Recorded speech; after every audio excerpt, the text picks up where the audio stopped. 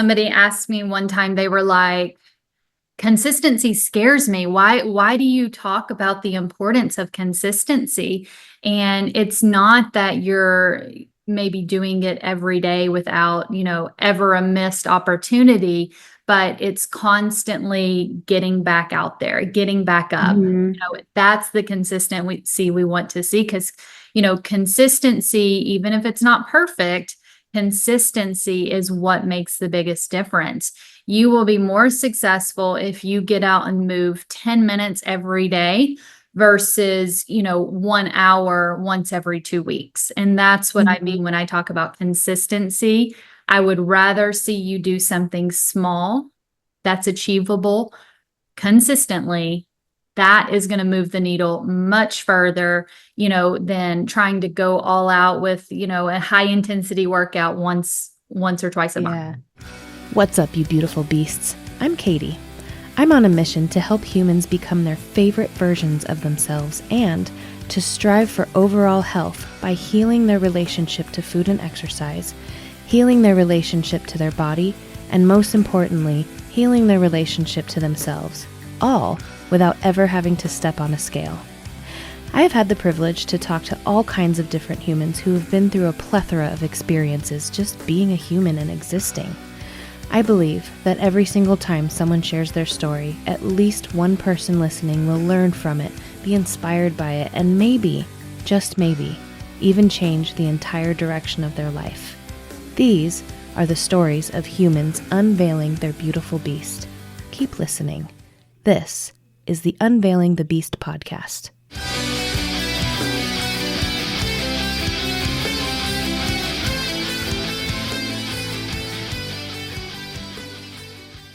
So welcome to the Unveiling the Beast podcast. And again, thank you for your yes. Can you tell the listeners and myself a little bit about who you are, what you do, why you think you are who you are? Very loaded question, I know, but you have an hour. Go.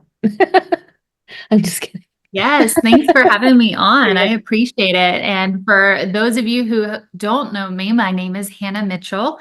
I am a health and wellness coach. My background is a nurse and then nurse practitioner. And then I've transitioned into this health and wellness coaching space. I own a company called Heart Health Coaches, where I help men and women either prevent, treat, and reverse the effects of heart disease. So that's heart disease is very prevalent in the United States and around the world. And it's something that we have more control over than some people realize. And so I am determined to help people recognize that we can make a change in their lifestyle to eliminate or prevent the risk of heart disease. And so making that possible for people and helping them realize that they are in control of their destiny is something that I very much enjoy doing. I love that. And so what spurred you to go into this field, like specifically the heart health field? So as a nurse practitioner, I have worked in cardiology. And so I work in a space where people come to me when they have a heart attack or they are in acute heart failure or have, need heart surgery. And so I have for years taken care of people who are in that circumstance. And the biggest thing that people tell me when I take care of them in a hospital setting is they wish they would have known how to make lifestyle changes before it got this far. And so that's when I was like, okay, there is something that I can do about it. I have this knowledge, and how is the best way for me to share it with others?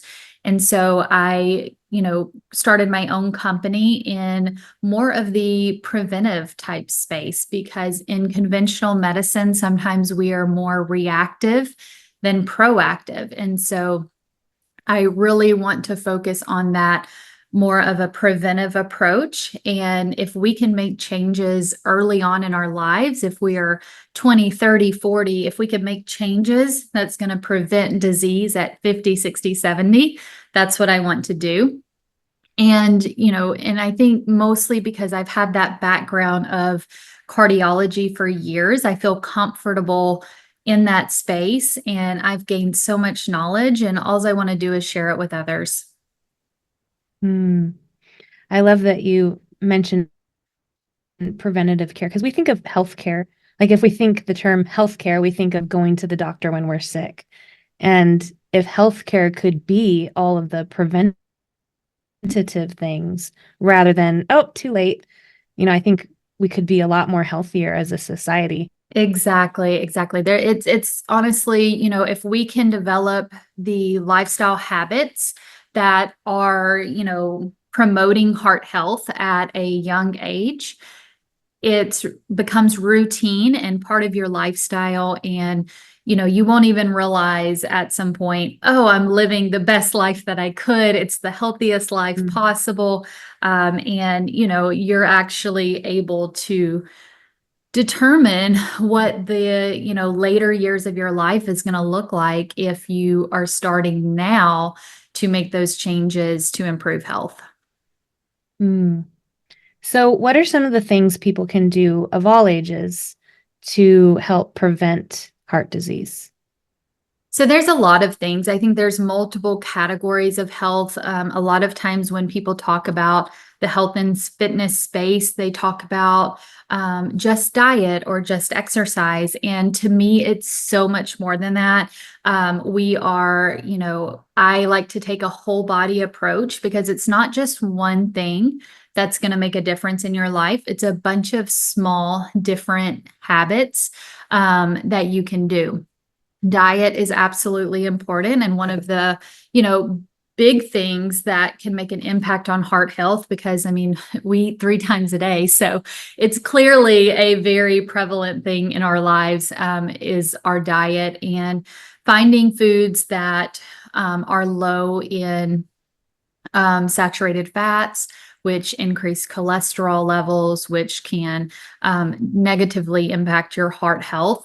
So avoiding those type of foods, whether it's fast foods or ultra processed foods, those type of foods will ultimately lead to poor outcomes during your lifespan. And so also sodium has a big impact on heart health. And so you want to make sure that you are limiting the amount of sodium that you intake. That's another factor that influences blood pressure, which ultimately leads to, how your heart is able to pump.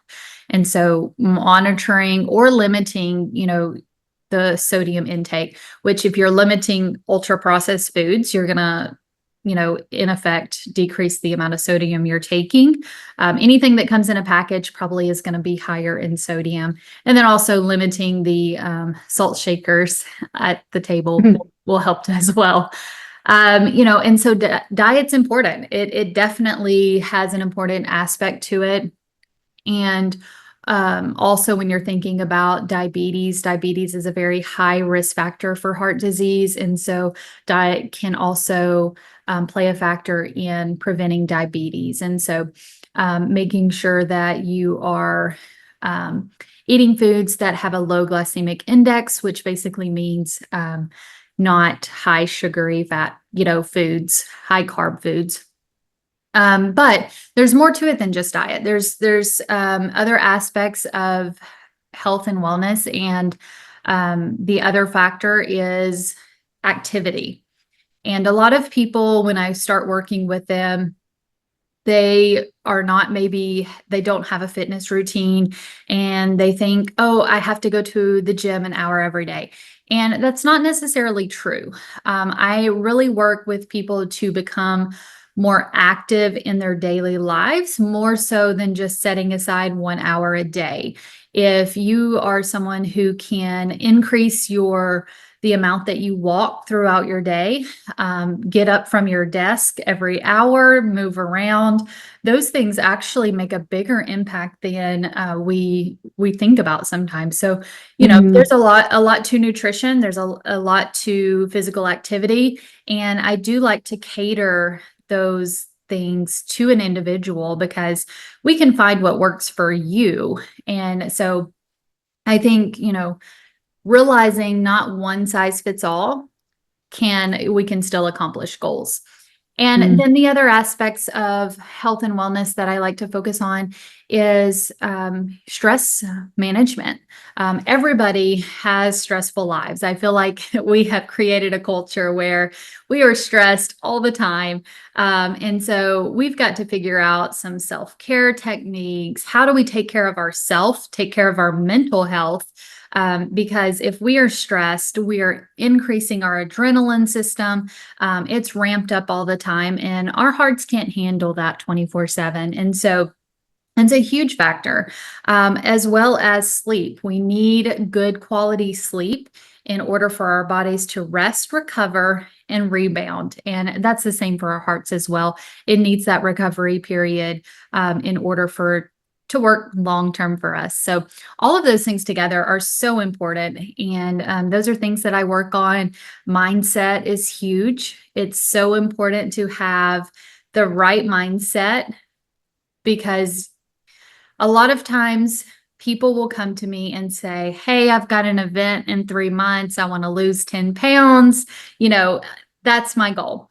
While that's great, I really want people to start thinking long term about their health. This is something that we want to transform over the rest of their lives. I want every day to be a little bit healthier. And so, creating a mindset around how do I change my life so that it's heart healthy? And not only in your life, but your family, your children, your friends around you, if they see the transformation in you, it's definitely addictive and people will follow along. Mm. We are very much aligned in the aspects of health. And I actually, if I can, I add two more pieces. It's our environment around us and decluttering and purging the stuff that we don't need in our spaces, only because it can distract our mind. Like it can make our minds messy. And it also goes the other way too, where if our mind is messy, our spaces can tend to be messy also. And so Yes, I I love like it. to add that. And I also add healthy relationships because we are humans and we crave connection. And Absolutely. And that's yeah, one thing I talk about a lot, especially during COVID. We saw that so much, like how yeah, important that social connection is. People were closed in and didn't have that social interaction, and the degree of depression and mental health illnesses increased significantly, and we can contribute that to social isolation. And so these social connections that we make are very important. It can positively impact you or negatively impact you. And so, really going through your life and making sure that you're making good decisions when it comes to your circle, your inner circle of people around you, plays a huge impact on multiple factors of health. And so, you're absolutely right in that those things do play a part in our health, and it's all these little pieces that come together to create, a healthy individual. yeah. And it's so personal. And the thought that just came to me was like when people decide that they want to be healthier, they don't go to a doctor and say, "Hey, I want to be healthier," because in our minds, again, doctors mean I'm sick, I go to the doctor. So typically people will hire a trainer and or a nutritionist or registered dietitian, and then the trainer just says, "Okay, here's this workout plan, here's this meal plan, go." And so Exactly. bringing in all these other aspects of health, like when I say we, I just mean like we as a society and how we're programmed around the topic of health, of it just being what goes in my mouth and how much am I moving. And it's all these other things. And the beauty too, I think, of all of the aspects of health is they're all related to each other. They all, Are. like, your Yes. sleep will affect how much you move and what you eat.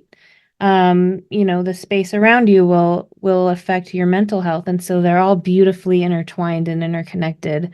They are, they are. And, I have been that person in the past where, I've hired a personal trainer, because I had a goal that I wanted to achieve. Or, and what I've realized, while yes, they helped me in a certain area, there were so many different missing pieces to kind of that whole body approach. And so I think because I've had those experiences of working with someone that just focuses on one area of health, I really saw that, hey, there is a need to kind of have a whole body approach to, help us see, okay. And sometimes it's good to have an outside perspective. We can be very Mm. narrow minded and kind of just too in the moment to really set back and see. And so that's where I think hiring a coach that focuses on overall health is very beneficial, because they can step back and say, well, you're doing really good in this area of sleep, but this is an area where I think we can make improvement. And if we make improvement with maybe the timing of your nutrition, then we're going to improve your glucose levels overall. You're going to sleep better. You're going to be more energetic during the day. And so, kind of taking an approach to look at every category of health and just making small changes. Most of the time, it's not anything major, and it's very sustainable and very achievable. Yeah. Sometimes with my clients, I'll have like these different, um, I call them pillows of health because for me, it's all centered around sleep. But I will, lay out all these categories on a table and have my client, like when we're first getting started, rate it 1 to 10. Then we'll pick one category, and then I say, what would it take you to move just one number up? Not to the 10, just one number up in the next month. And so that way it makes it less like we're trying to attack and kill and eat the elephant all Yes, in yes. five Oh my minutes. God, I Yeah. do something very similar, because that's what helped me in my life. I would beat myself up whenever like I was like, oh, I only went to the gym one day this week, and I just felt like I was a failure because I wasn't able to hit that goal that I had set for myself in the area of movement. And but then when you look at maybe like your scorecard of all your little pillars or pillows, as you Yeah. call them, and you see, well, I went to bed, my sleep hygiene was great. It was spot on. I went to bed on time. My nutrition was on point, or my stress level was okay, not perfect, but when you look at it out of the whole, I mean, it's still a passing score, and so Yeah. I mean, that's what helped to me, and that's where I see clients really like, it's that aha moment for them. They're like, oh, wow, just because I didn't, hit one of my goals in one of the areas, but if I'm, making sure I'm drinking enough water, that impacts my health. And that is, a positive thing in the right direction. And so, it's that balance, finding that balance and really saying, hey, like I don't have to be perfect all the time, but as long as Mhm. I'm, always reevaluating where I'm at and, looking at the previous week and saying, how can I improve the next week? And so that's so important. And I'm glad that you do that as well, because I think that's very impactful for people. Yeah. And it allows us to give ourselves grace. Which, my story is very long story short, I became obsessed with numbers. And if the numbers weren't right, I'd be in a ball on my bed crying, feeling like a failure. And once I learned this concept, it was just like, oh, yeah. So today I don't have to beat myself up for not riding my spin bike for half an hour because I only got 6 hours of sleep last night. That's real for me. That was today. Yes. Yes. So like I'm like, okay, I'm good. I'll go for a walk and then I'll come home and I'll get ready and Yep. go to work. So yeah, Well, and, beautiful. a lot of people I work with are very high achieving people, and so they're very goal oriented, and that's great. But at times you can really beat yourself up over those things is when you get fixated on perfection. And it's like, it's not about perfection. This is a long journey. This is a marathon. We've got to pace ourselves, and life happens, and we Yeah. need to be able to roll with that. I would get personally, I would get in, like, if I felt like I didn't have a good week, it would set me back and I would do nothing for like a month. Yeah. And it's like, that's not the answer. We're never going to live our healthiest version of ourselves if, we're constantly beating ourselves up over, a failed uh, day, or something, we fell off the wagon with eating, or and it's like, no, Mm. it's small things, small habits that you can do. It doesn't have to be perfect. It just has to be in that upward trend of success. Yeah. And I want to add to that, it doesn't have to be perfect, but it needs to be consistent. Yes. In that when you do miss a day, it's not the reaction it causes won't be to take the next 2 weeks off to beat Yes. yourself up. Yep. No, Yeah. you're right. And that's what somebody asked me one time. They were like, consistency scares me. Why do you talk about the importance of consistency? And it's not that you're maybe doing it every day without, ever a missed opportunity, but it's constantly getting back out there, getting back up. Mhm. That's the consistency we want to see, because, consistency, even if it's not perfect, consistency is what makes the biggest difference. You will be more successful if you get out and move 10 minutes every day versus, 1 hour once every 2 weeks. And that's what I mean when I talk about consistency. I would rather see you do something small that's achievable consistently. That is going to move the needle much further, than trying to go all out with, a high intensity workout once or twice a month. Yeah. Yeah. And the consistency will create resilience. Yes. Yes. Yeah. So that we can get back up when we fall. So, oh, this is good stuff.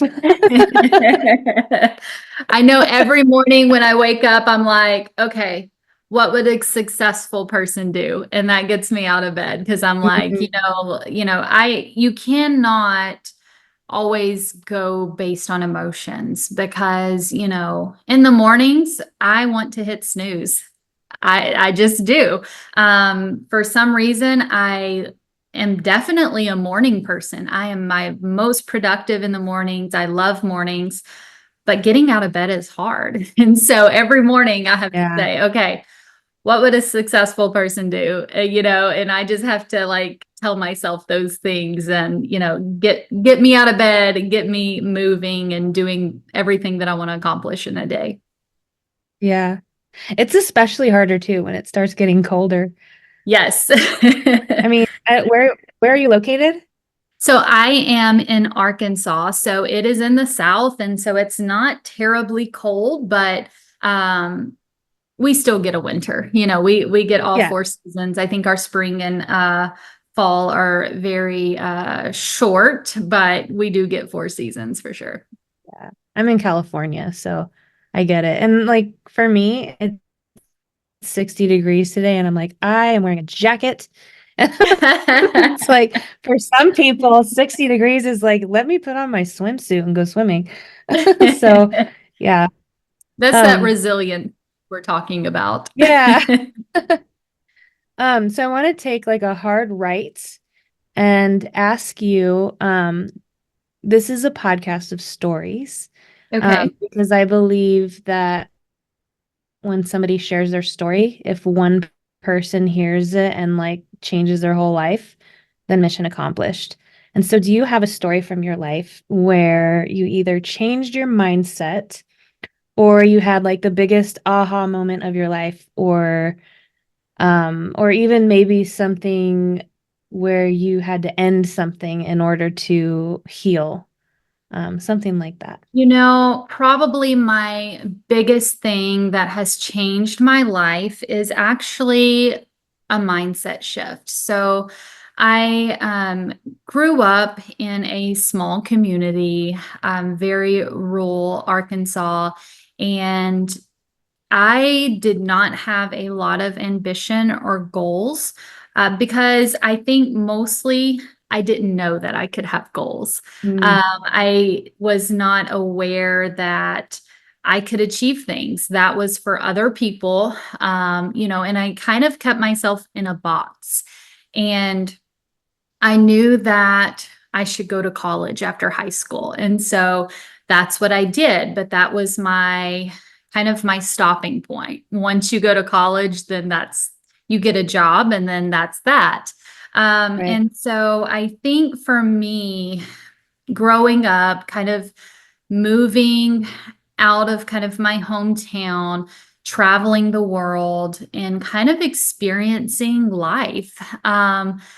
I've started to realize that I had more in me than I ever realized. And from that, I was like, like I can accomplish things, I can be successful. There are things in my life that I can do that maybe I hadn't thought about before. And it really opened my mind to exploring like what is possible. Like there's Mm. more to life than, just going to work, going home, and repeating that cycle over and over again. And so at that point, I was like, okay, well, I can go further. I can get a master's degree. I can start my own business. I also started real estate investing, and that was not something that I had ever thought that I could figure out and do myself. And so, the opportunities that we have to educate ourselves, the internet has been fabulous. We're able to learn so much. There's so many opportunities to take courses, to learn more things, to learn languages. That it's just amazing the amount that we can learn if we put ourselves out there to do that. And so, I enjoy like the real estate side of things where I'm, looking at properties, buying properties, remodeling properties. But then, the other side of me is my healthcare career. And that's important to me too. And it's like I can do all of these things. I can have a successful business. I can go to speaking engagements and speak to an audience about things that are important to me. And looking back at like how I grew up, I'm just sometimes like shocked that like I kind of got out of my shell and able to do more things than I ever thought possible. And, that's what I really want people to know is like, you can do whatever you want. Like it is absolutely possible if you put your mind to it. We have so many free resources out there to learn and engage and do so many things. And, for me, just having that mindset of I can do whatever I want, is really a blessing. And so I feel like even now, like if I want to learn something or do something different, like I have that opportunity. And so really, honestly, having that mindset of I can accomplish what I put my mind to was really a big pivotal change in my life, because I don't think I would be where I'm at today if I didn't have that mindset change. I love that. Especially when you were talking about like we can find a course on anything these days and we can kind of like see what's available to us and create our own curriculum. And we don't necessarily have to go to college to get an education. Like Yeah. just because we didn't go to college doesn't mean we're uneducated. I went to Yes. college. I'm not saying like we, but you know, and yeah, But we so have I love that. different opportunities. And Yeah. I think I'm truly blessed by being an American and having those opportunities, for me. But it's like I grew up in such a small community, and sometimes that is a barrier for people. And, just realizing, even though maybe that was my initial story, I've been able to, with resources and, connections that I've made, it has really changed my life. And I'm very grateful for that. Yeah. It's like you're rewriting your story. Exactly, exactly. And, it's just exciting about the possibilities. Obviously, I have stressful days and I'm like, oh my God, why am I doing all these things? Life's not perfect, but, I am just grateful for the opportunities that I've had in my life and, excited to see what the future holds, for me, my business, all of my, activities that I do. And, I feel like my life is just beginning. And so, who knows what I'm going to get myself Yeah. into down the road. But that's important to me. I think everybody needs to have that mindset. And I really do like speaking to younger people about, their career choices and their ambitions and just letting them know, hey, you can make that difference, And so that's exciting to me. And I even think I would have never created my own health and wellness business if I had not, had that change in mindset of, yes, I can tackle this endeavor. I love that. Well, I have one more question for you. And Okay. I ask everyone at the end of every episode, and that is if you had one piece of advice that you could give to the world, what would it be? So I want people to know that they are in control of their heart health. Um, so many times people come to me and they say, Hannah, I have a family history of heart disease. I'm just destined to have a heart attack. And while that does play a factor in future heart disease, there are so many things that we can control. And more times than not, if we're getting it right in all other risk factors of heart disease, if we can eliminate those other risk factors, the genetic component will never show its ugly head. And so, yes, there are occasions where genetics are the key and only factor in someone's life.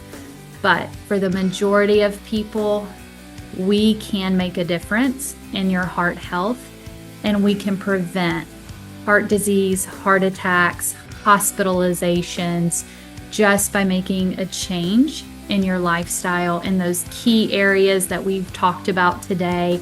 And so I don't want people to ever get discouraged and think that they're not in control of their health. Beautiful. Beautiful beasts. Hannah Mitchell signing off. Until next time.